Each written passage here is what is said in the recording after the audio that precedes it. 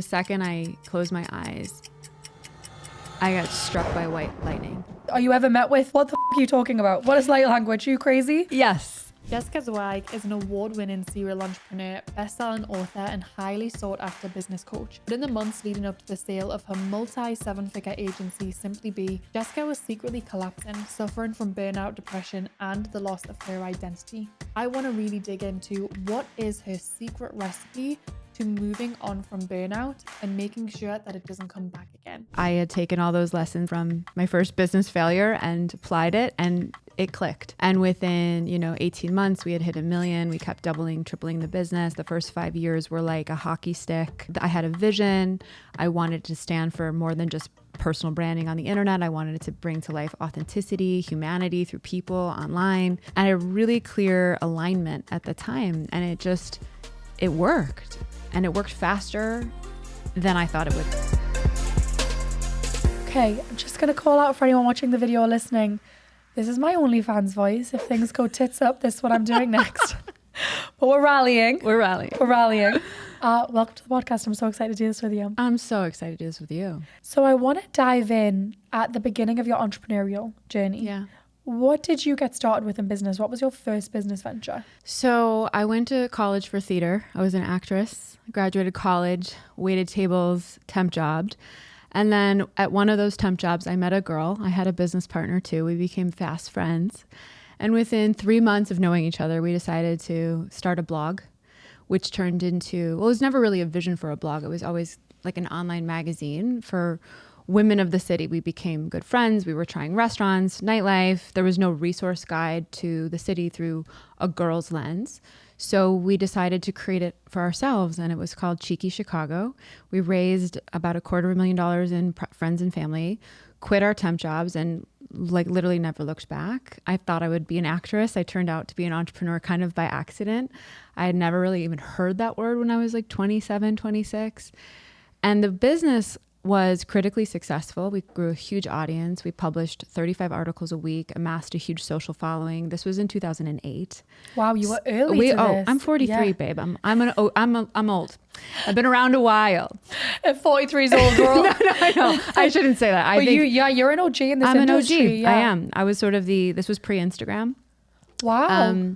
We were sort of the original food and fashion blog, even though we covered more than just that content. We talked about dating and wedding planning and arts and culture. We covered the guide. The whole city was a guide to the whole magazine was a guide to the city.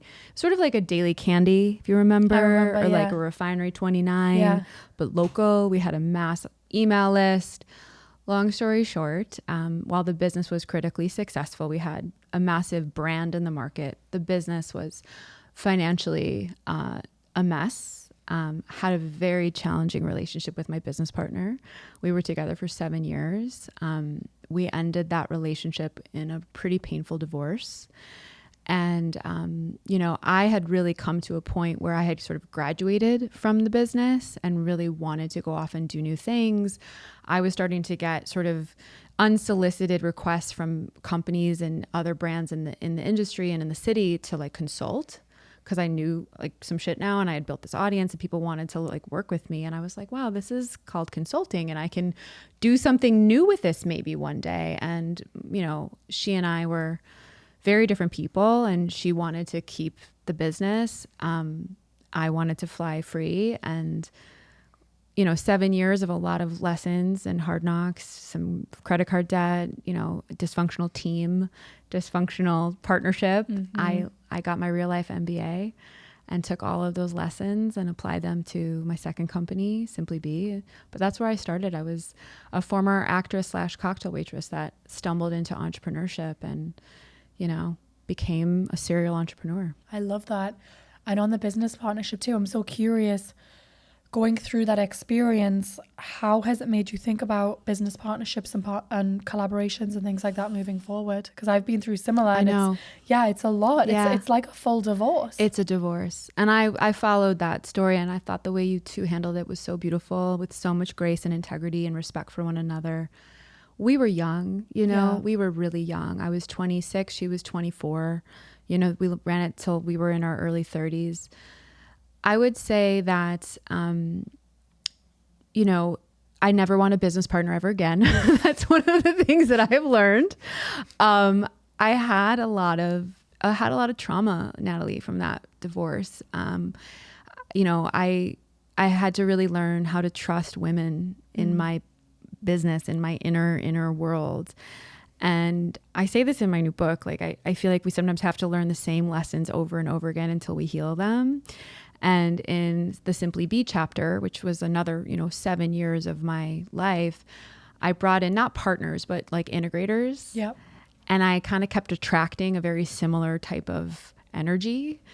And the first 2 integrators were not like kind of what came before. Yep. And then I'm actually very blessed. This final integrator that I hired about 2 years ago, not only did she help me scale my business to help me sell it, like it was already on the path to being sold, but she just took it to the next level to really tighten it into an asset. My relationship with her has been so healing. So I shouldn't say I never want a business partner again. Yeah. I shouldn't necessarily even say that, but it was one of the greatest soul contracts of my life. She was one of my greatest teachers. I send her love. I send her gratitude. I really do. It's been 10 years. Right.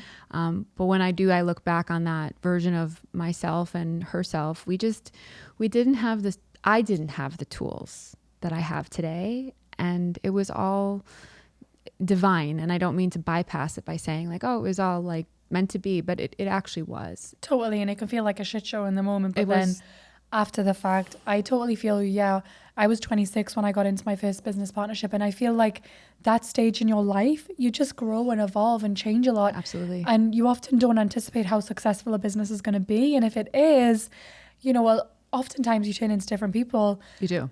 But it's interesting, when I was going through that too, I had said to myself, I don't know that I'll ever do partnership again. And I did. And I have done 2 since.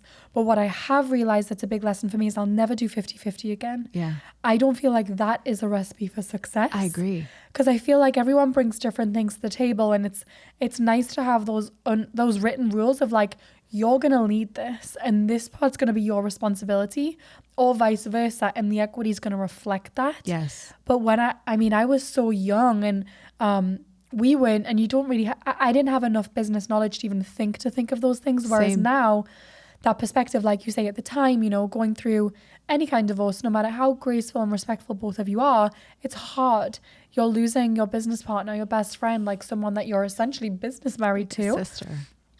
So it's hard, but then that perspective and maturity coming out of it is so priceless. Priceless. I could not agree more. I had never dealt with lawyers. Same. I had never stepped into a lawyer's office before that situation and that relationship. And while it really did suck in the moment, like there's a certain type of stress and anxiety that comes with that dynamic in the first place. Yeah. Let alone when you go through some sort of separation. That was a total like dark night of the soul for me to walk through. And then on the other side, it's given me like a thicker skin. It's given me a deeper wisdom, a stronger sense of myself, like a sensibility of business and relationship and self-awareness that I could not. And I've been through a lot. I've had a lot of ups and downs in my career. That specific situation was such an accelerant of my growth as an entrepreneur. Yeah. Yeah. Those things, you never want to go through them, but on the other side, the amount of wisdom you have. Yeah. So another thing that I want to chat to you about, I love your book, by the way. It's phenomenal. And we'll get into that. In your book, you talked about founding the agency and growing the agency, which you ultimately exited, and I want to get into that. But you talked about, you were portraying this one life on social media where everything was perfect, everything was going really well. But on the inside, it didn't feel like that. It was really challenging. And you talked specifically about being on this trip, going to Egypt, and you felt like you just were fully burned out. Can you go into that a little more? Of course. I feel like a lot of women listening can relate to that season. Yeah, it was a season for sure. It was a long season, and you feel like you're never going to get out of that season, but there is another side to it. So I started Simply Be in 2016, and I had taken all those lessons, like I said, from my first business failure and applied it, and it clicked. And within, 18 months, we had hit 1 million. We kept doubling, tripling the business. The first 5 years were like a hockey stick. I wrote a first book that doubled my business in less than 12 months, doubled my team. So, I was super on purpose with Simply Be. Like, I had a vision. I wanted to stand for more than just personal branding on the internet. I wanted it to bring to life authenticity, humanity through people online, and a really clear alignment at the time. And it worked, and it worked faster than I thought it would. And it created a lot of abundance, yes, in a sense, but you have to remember that I went broke at the end of Cheeky Chapter. I went through a big bout of scarcity, credit card debt, had to ask my parents to help me pay my phone bill at 33. It left a trauma response in my body. Right. So here I was 4 or 5 years into running Simply Be, making all this money, but I was really running from scarcity. Right. I had never really fully healed that. And you find me on the other side of my book launch, really in 2021, 2022. I'd reached burnout a few times. Like, I think that's a common experience. You feel really tired, a little uninspired, bitchy, moody. I was unable to leave the house. I was unable to shower. I was crying every day. My therapist diagnosed me with situational depression. I mean, it was real physical, mental, emotional, creative depletion. And that was about a year of my life. I went through a ketamine protocol to help me heal my brain, which is a psychedelic modality that it's a psychedelic, but it really gets your brain back functioning. That's what it does in a very short amount of time. Still had to hold up the sky with this massive payroll, a dysfunctional team, tons of chaos in the business because we had grown so fast and systems and processes had broken. We were not right sized with clients. We had like legacy clients that were paying us this much. We had new clients that were paying us this much.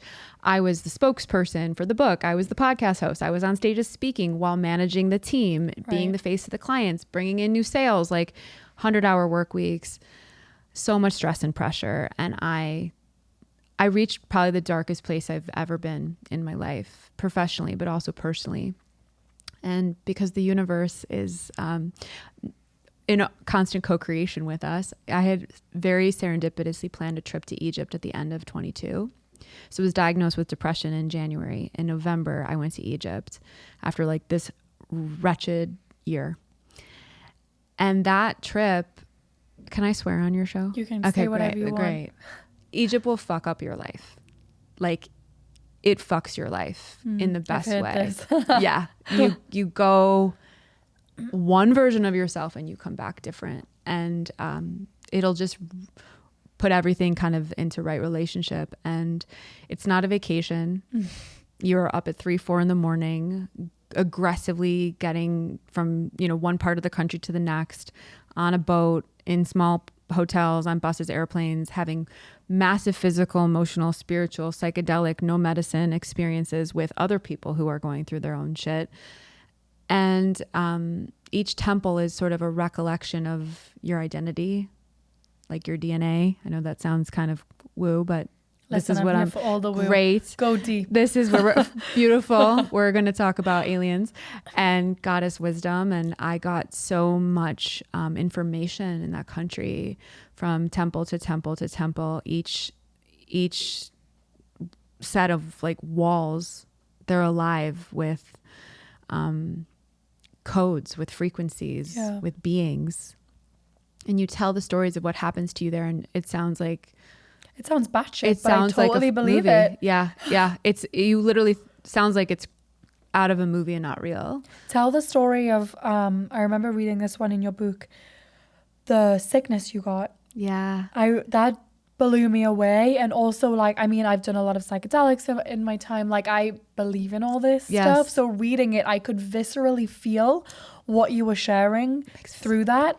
Can you tell that story? Yeah, there was a couple times I got sick, when I got hit by lightning in Hathor's temple, or was it that one? The visitation of the dream from Sekhmet. First one. Okay, so this is sort of the second half of the trip. I've had multiple massive experiences, and share any of them too. But that's the most significant one. Okay, yeah. So Hathor is the goddess of bliss. She's the goddess of play, of pleasure, of frequency, and her temple is in a town right outside of Abydos, where the first flower of life was ever found. Where I didn't know that. Yeah, it's like lasered onto the wall. It's like not a hieroglyph. So Egypt is a cosmic galactic doorway to the higher civilizations and galactic beings. So all this to say, you're in this like very specific part of the world, in this portal where this temple Dendera is located. I get into her grounds. We walked through the temple. You work with you have an Egyptologist who's sort of the academic in the group that takes you through the history of the buildings. Everything is sort of funny there. It's sort of protocoled because there's so much ancient wisdom there, and the Egyptians, I think, know it. And you have to sort of follow some certain process when you get into these temples to learn the history, and then you're left to roam. Wait, sorry to interrupt you, but is there also a thing where you're not allowed to sit in circle in ceremony in some of the temples? Yes. So Doesn't that blow your mind though? Because it obviously shows that people know what goes down. That's what it's kind of weird. Like Yeah. there's like these guards Right. that don't want you to om or chant or have any sort of spiritual experience. But if you pay them, you have to go with guides and leaders who are sort of dialed in, who know what time to go, know where to go, have relationships with certain guards at all of these places. And when we paid one of the guards like $4,000 as a group to get into Sekhmet's chamber at Karnak, like no one gets to go into that chamber. We got access. We had to pay for it. Right.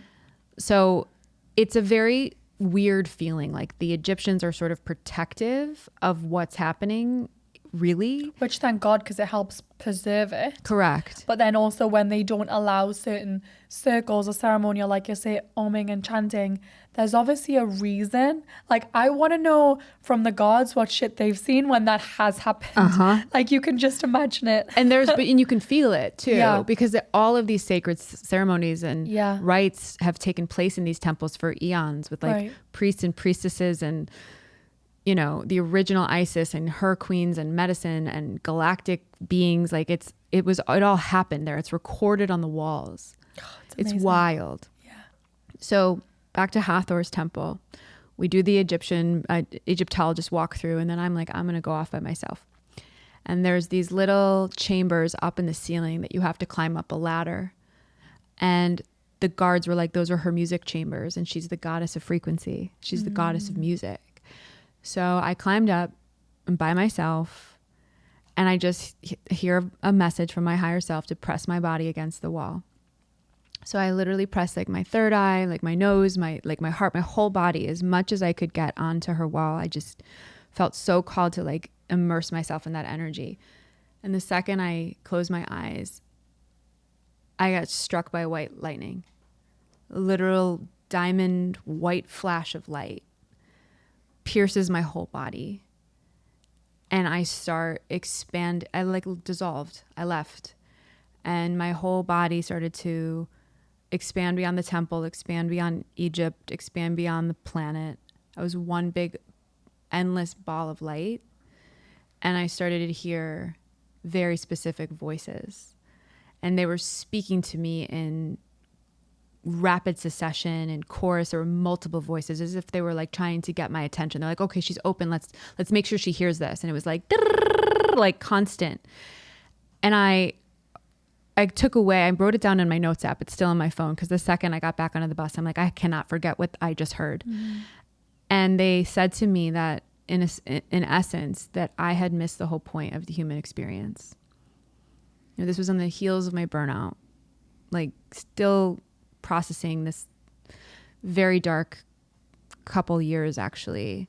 And they said, Jessica, the point of this human experience is to have fun. I heard them say, you get to kiss your puppy. You get to eat chocolate. You get to have sex. You get to wear cute clothes. You get to follow a purpose for a living. You get to travel to places like this.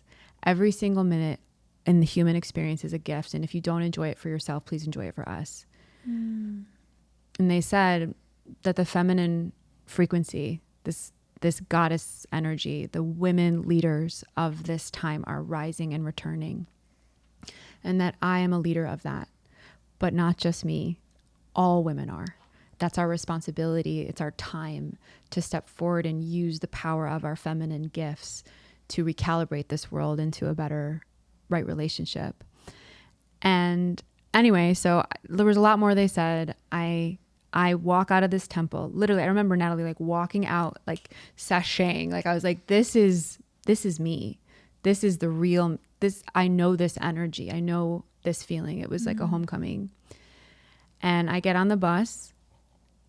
We start rolling 3 hours to our hotel. And it's a very bumpy bus ride. And I'm by myself in a 2-seater, and I start shaking. And I start like shivering. And I felt like as if I got the flu within a matter of minutes. And I couldn't understand. I was freaking out. I was like, what the fuck's happening to me? I didn't say anything. I like couldn't talk. I was like literally like this. And we get to our hotel finally. And I rush to my hotel room. My best friend's my roommate. She puts all these blankets on me. She puts all these towels on me. I was freezing. I couldn't get warm. She went down to dinner. I was like, I just need to lie here. And I'm in bed feeling so indescribably miserable. And I have a conscious thought to hum. I'm just like, if you hum, maybe the vibration of the humming will help your body. So I start humming like, I'm like, it's not strong enough. Open your mouth. So I'm literally lying in bed like a sick person moaning. And I started to speak with my mouth open, like wide open, moaning, a monotone sound. I started talking like in tongues, essentially. It sounds like, that, but it's beautiful. And it's so pure. And it's so fucking clearing and healing. And all of a sudden I lost my own language, and this was the only language I could speak. And I spoke light language for at least 2 hours in bed by myself. And a part of my rational mind was like, I can't, this is happening. Like, should I get out my phone and record this so I have proof that this is happening? Yeah. And I just let it be. I wanted it to just I didn't want to disturb it. And I felt better. After 2 hours, my whole body calmed down. And light language, they say, is the language of your soul. I learned weeks later that Abydos is where language on this planet was formed. I ended up falling asleep, woke up the next morning. I write about this in the book. And because I will never forget this moment, I went to breakfast and I'm like, where's Hatem, our guide, who was like the mystic of the trip? And I went to him, and he was sitting with our Egyptologist, and they were having breakfast, and I explained everything that happened the night before, and that what happened in the temple, the light language, the shaking, the messages, everything. And they listened, and they looked at each other. They did not look at me. And they were like, Hatem said this to Mo. This is why people come to Egypt. Mm. He's like, so that they can remember who they are, and they can go make the world a better place. Verbatim. And I just stood there and took that in. And our trip we probably had like 6 or 7 days left of this trip. And I deleted Instagram. I deleted everything. I was still metabolizing what had happened. So how I define what had happened to me, I was struck by light. And in that striking, there was this huge upgrade to my system. Like my DNA, my cells, past lives, trauma, like old lineage shit that was stuck in my body on a quantum level, cleared, upgraded, moved. And my human body of like flesh and blood and bone and skin couldn't handle it. Right. And I was literally not only physically sick, I couldn't eat. I had no energy. I was so emotional. I was so raw. Everything was offending me. Yeah. I was so sensitive. And I went through the rest of my trip like that, just kind of purging emotions, having my body do what it needed to do. Old childhood trauma, memories of that started coming back and like working their way out. And I came home from Egypt after I had like really alchemized it all, like a completely different person. And there was only one way I could describe it, was like, I'm new. Mm-hmm. And I say this in my book, like the girl that got on that plane to Cairo the CEO of Simply Be, the bright yellow boss babe with her pineapples and, you know, bright blonde hair and hustling to win it, to kill it energy. She just died. And something new came online. And I came back and a lot of things happened. I almost got a divorce. You know, it was like a very intense time with my husband, and got the book deal for the light work and channeled that book in 3 months. It channeled through me. Wow.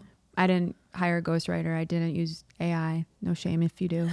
But I wrote the whole thing in 3 months. And, you know, a few months later, got an offer to sell my business. A lot of things happened that year.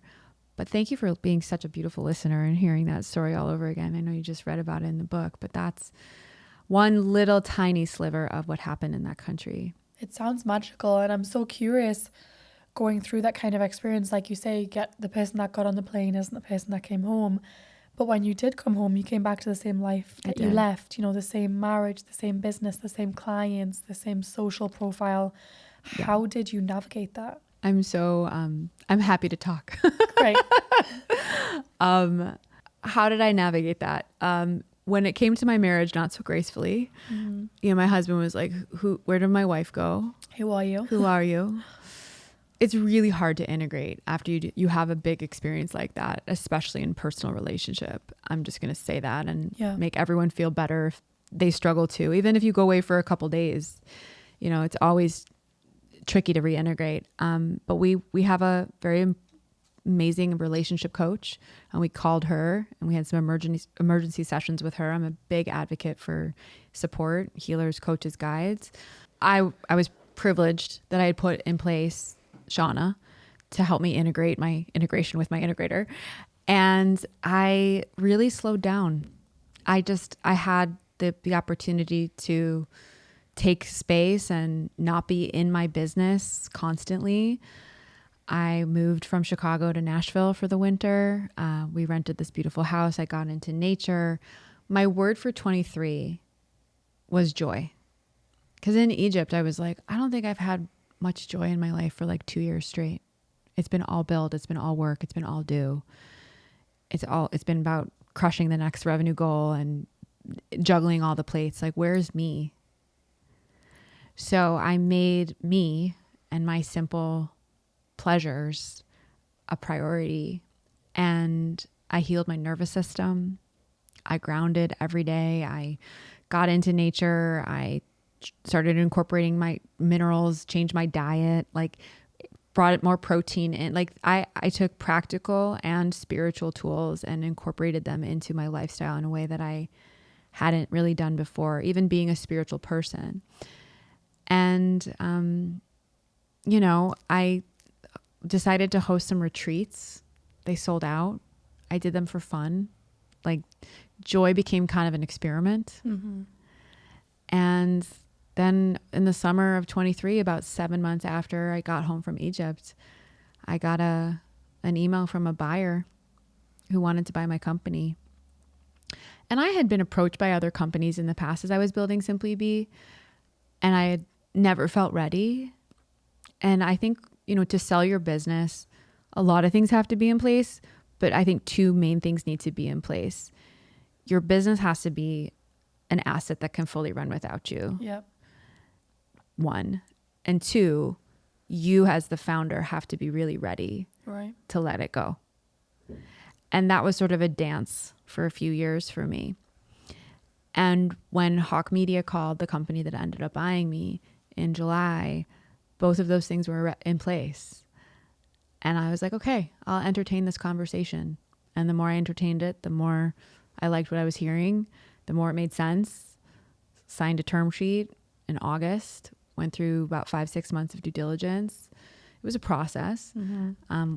Wasn't a cakewalk. There was stressful parts to it for sure, but it was all leading me to, I guess, where I am today. And it was very much a turning point, that trip for me. And integration was beautiful, and it was challenging, and it was all aligned.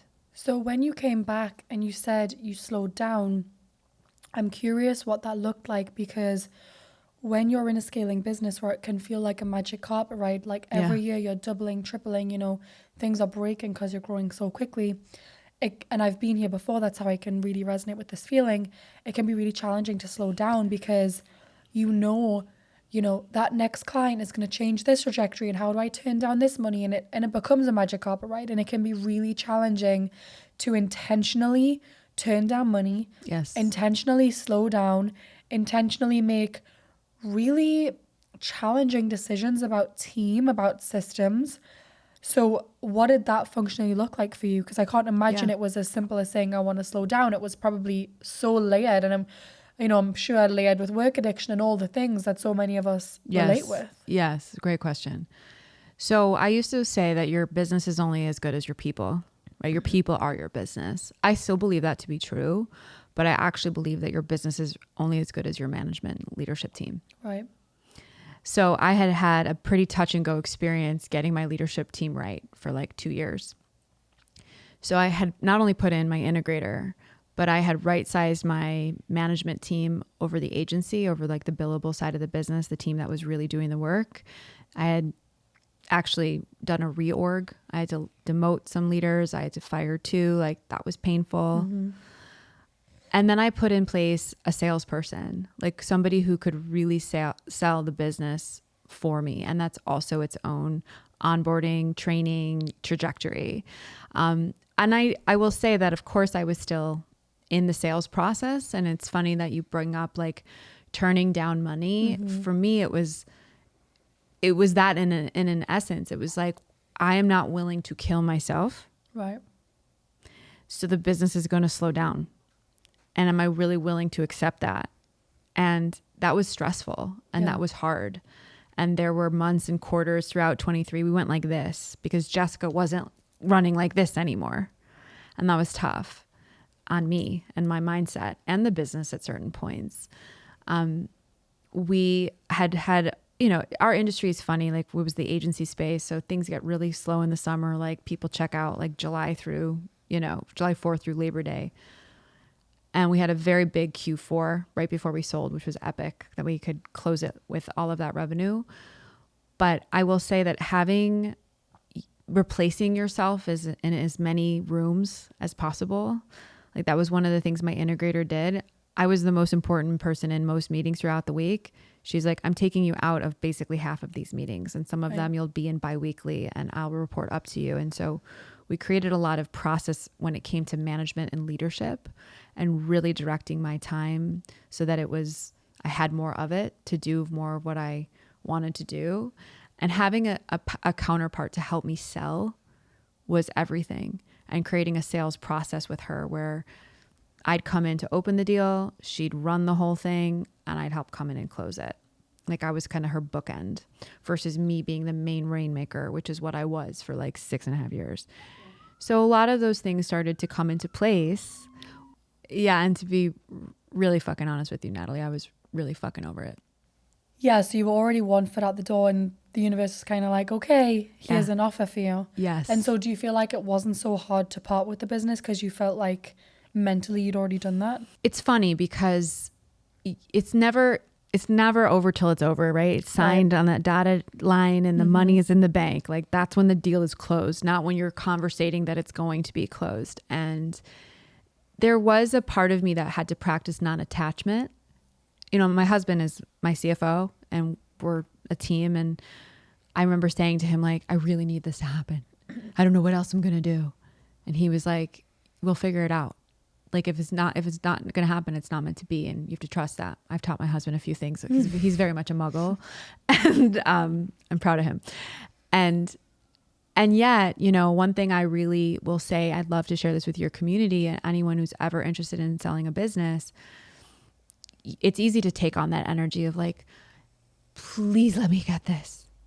I want this so bad. No, they want you. They actually want you badly, or they wouldn't be pursuing you in the first place. Yeah. They wouldn't make you an offer. The offer is the symbol of how much they actually want you. So what I did in the very early stages was build rapport with the CEO flew to LA. I met him for coffee. I created a relationship. I was like, let's be on text, like create rapport, be a real person, show that buyer who you are. The CEO DNA is kind of the DNA of the company. So like get to know them. And at that coffee date in LA with him, I told him what I wanted. It's like, here's my criteria. I want this to be a very good financial deal for me. I want you to take my entire team over. No one's going to lose their jobs. I want to have the ability to stay involved, but enough freedom to go start another thing. And I don't want any conflict of interest or any weirdness. I want support, and I want your PR team internally to make this a big announcement with mine. And I want the freedom to go do what I want. Right. And he was like, I can meet you and all of those criteria. So there was a real sovereignty that I had throughout the process, a level of trust that I had to have with the process. It didn't make it any less stressful. Right. It's another marriage. But I was ready, and I kept trusting, like, is this coming from your desperation, or is this really coming from a full body, grounded green light? And it was green light after green light after green light throughout the process. And I would say the hardest part of it all has been actually post-acquisition, right, when it's no longer your business. And it's a different culture, and it's a different process, and it's a different mode of operations and how things get communicated to leadership. And it was immediate. Like, oh, I'm not in that well, I wasn't copied on the email. Like, why didn't fucking someone Slack me about that? Like, right, you're done. Right. You're like no longer the owner. It was like a cliff. So the first few months of this year were really more, I think, painful and anxiety ridden than getting the offer itself. And in addition to all of that change within the company, how did you feel about your identity? Did it shift at all when you weren't attached to the business? And, you know, it's one thing to be attached to this really huge business that opened so many doors. Mm-hmm. Did you feel that shift when you no longer were a part of it? I felt that shift before. Okay. You know, so you had asked actually earlier about like social media. I think for the last quarter of 23, I didn't post anything on Instagram. Like, my grid was basically mute. Mm-hmm. I would do stories and stuff, but I was going through the process of selling my business, and I knew things were going to change, and I was deeply immersed in that. It took a lot of energy to go through that process, but I didn't feel like the girl on the grid was the girl here. Right. And so I felt a lot of lack of inspiration, lack of motivation, a bit of confusion, like paralyzed actually to like share anything. And I had gone through this huge alchemical transformative experience for the last all of 23 that no one really did see except my creative director that was helping me with my new brand logo. And like, I knew we were going to sell the business. I wanted to start my own platform. So when I basically hard launched it in February, right after I sold the business, and I was ready. I was holding that identity to like finally share with the world. But the months of 23, it was a lot of, it just felt out of alignment. Yeah. It felt very heavy to share anything on social. And I gave myself permission to like not. And so from what you've learned from running the agency and now stepping into a whole different chapter, a whole different season, what are some things that you will not repeat this time around? I don't think I'll ever build a 30-person team again. Okay. To be honest, I love having a team, but I don't think I'll ever have that big of a team. Lean and mean is really the motto at my new business. I will probably continue to work with my husband. That was a beautiful blessing that came through, and we have new language and new tools now because it was a bit of a learning curve for us to work together in business at the beginning. I want to devise my schedule differently. I would love to build a 4-day work week, only start my days at 10, not 9. We're trying to make that work. I'm in the middle of a book launch right now, so it's a little wild. Yeah. But creating different boundaries, having a remote life. I had a physical office during the Simply Be years that I was very attached to. I opened this beautiful, beautiful space in February of 2020. Perfect timing. And it I was did like, similar. really? Yeah, we had an office in LA. We opened it the late 2019. Huge team, in-person office. COVID was a blessing though, because I realized actually I don't want to be in an office already. Correct. And that was I had a very dysfunctional codependent relationship with that office because it was like the manifestation of my business, my dreams. Look, I'm a success. I have an right. office. And it was a beautiful space and I decorated it and spent all this fucking money on furnishing it. And, you know, to be able to work from anywhere is really, really what I want to be able to do. And if I'm going to be honest with you, one of the things I'm most proud of that I built within Simply Be, which I will take with me into this new, which I am taking with me into this new business, is my emphasis on culture. Right. And leading a business with feminine values and giving people the space to feel seen and valued and cared for and to lead with love and to have everything come from a place of intention. And that we're not just here to make money. We're here to make the world a better place with every interaction that we have, every person we touch, every piece of content we create.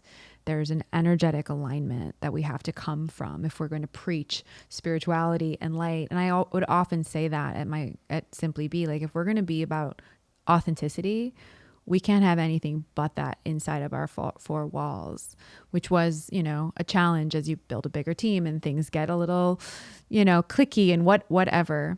And so I really want to keep the vibration of my business as high as possible, but that requires me keeping my vibration as high as possible as the founder. And I have new tools now. I hope I never burn out again.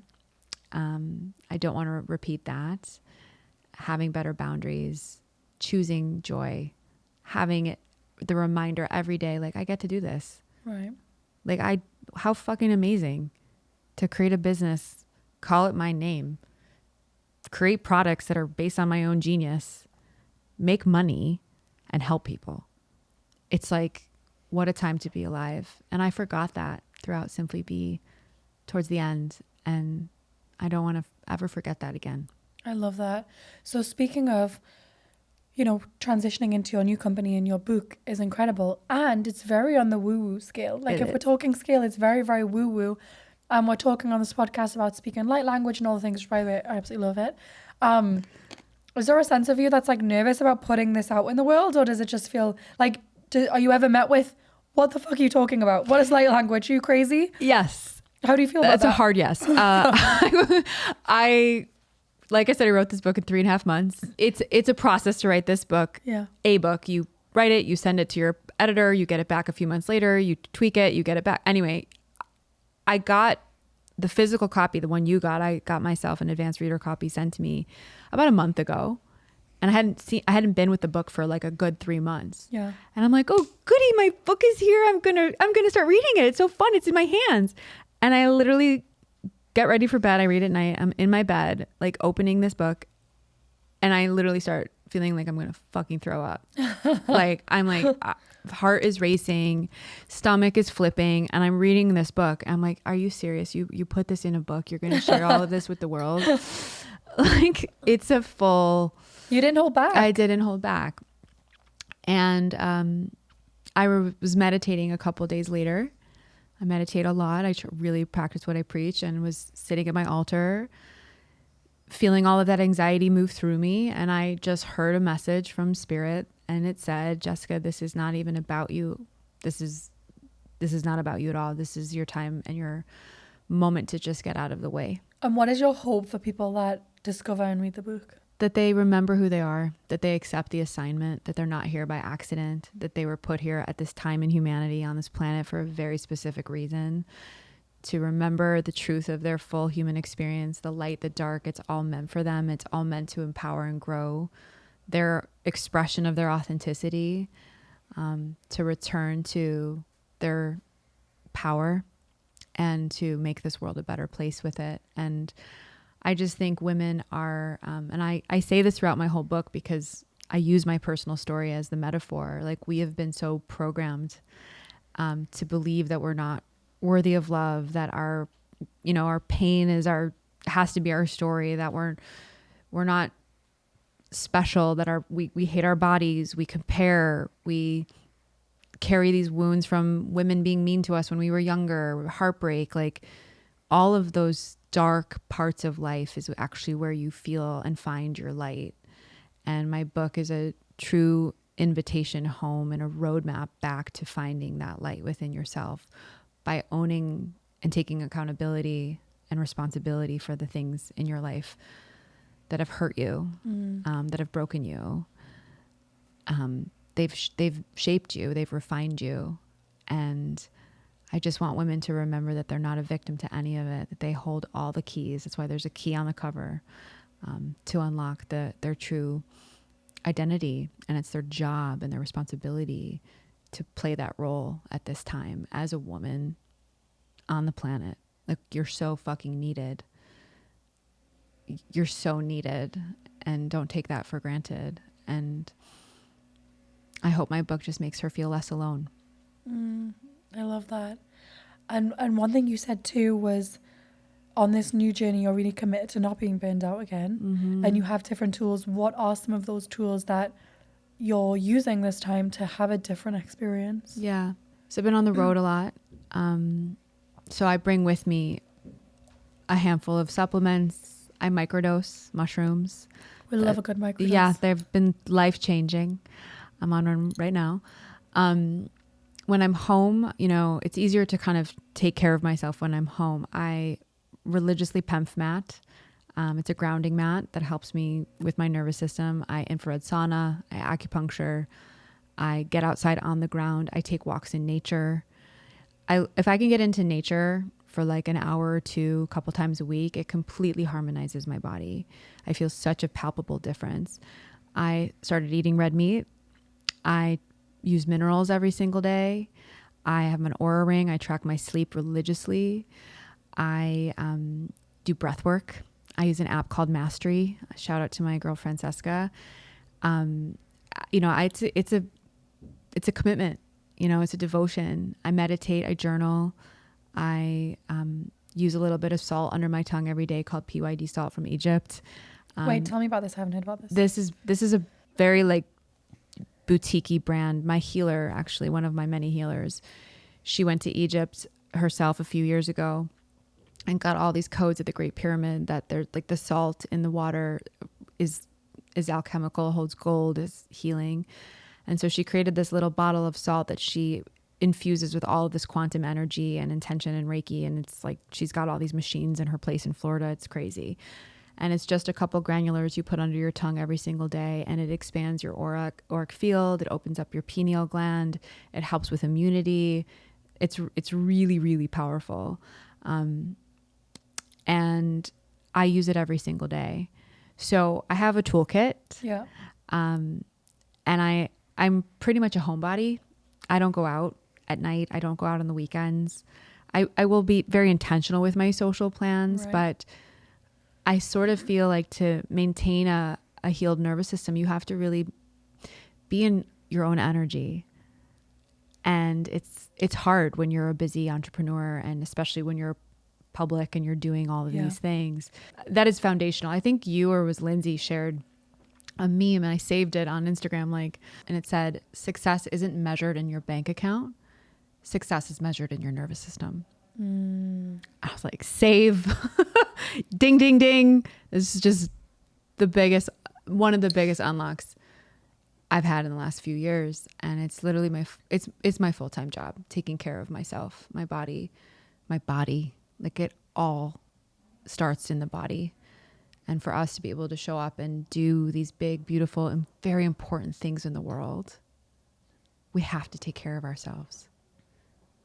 And you cannot put a price on peace of mind. Oh, amen. You're preaching to the choir. I feel like everything I went through a couple of years ago just showed me that so strongly. Peace of mind above everything. And so much of what outer life is the state of your nervous system. It's a reflection of the state of your nervous system. And being able to understand that and prioritize my nervous system has changed everything. So I love that you brought it back to that. Yeah. So tell everyone about your book and where they can get it. And I heard you might be giving away some copies for the Boss Babe community. Yes. Tell me everything. So the light work, reclaim your feminine power, live your cosmic truth, and illuminate the world. Michael Beckwith wrote the foreword. And you can go buy it at thelightworkbook.com. And if you buy it, you get a bunch of bonuses. But I want to also share with your community that I'm giving away 25 free copies. Oh my God, yes. Yes. Okay, let's and they're do it. going to be signed by me. Amazing. To the Boss Babe community. I'm going to personalize them. Okay. So it's really easy. First 25 people who go to jessicazweig.com/bossbabe, use code bossbabe, enter in your mailing address, and we'll send you a book. And if you're not one of the first 25, I still have something for them. I built out this actual beautiful bonus called How to Reignite Your Inner Flame. Oh, I love this. It's a meditation, a video, and an ebook, all brought to you by me based on what I have learned of how to really cultivate that light again after experiencing burnout at any level. So everyone gets something if they head to jessicazweig.com/bossbabe. Use code bossbabe. Amazing. Thank you. And I'll put all of those in the show Thank notes you. as well. Jessica, thank you for being on here and sharing your story and all the things. I can relate to so many things that you shared, and I know so many women listening can too. I'm so honored to be here. I related to your story through the ethers too. It was such a gift to be here. You are the real deal. And thank you for having me.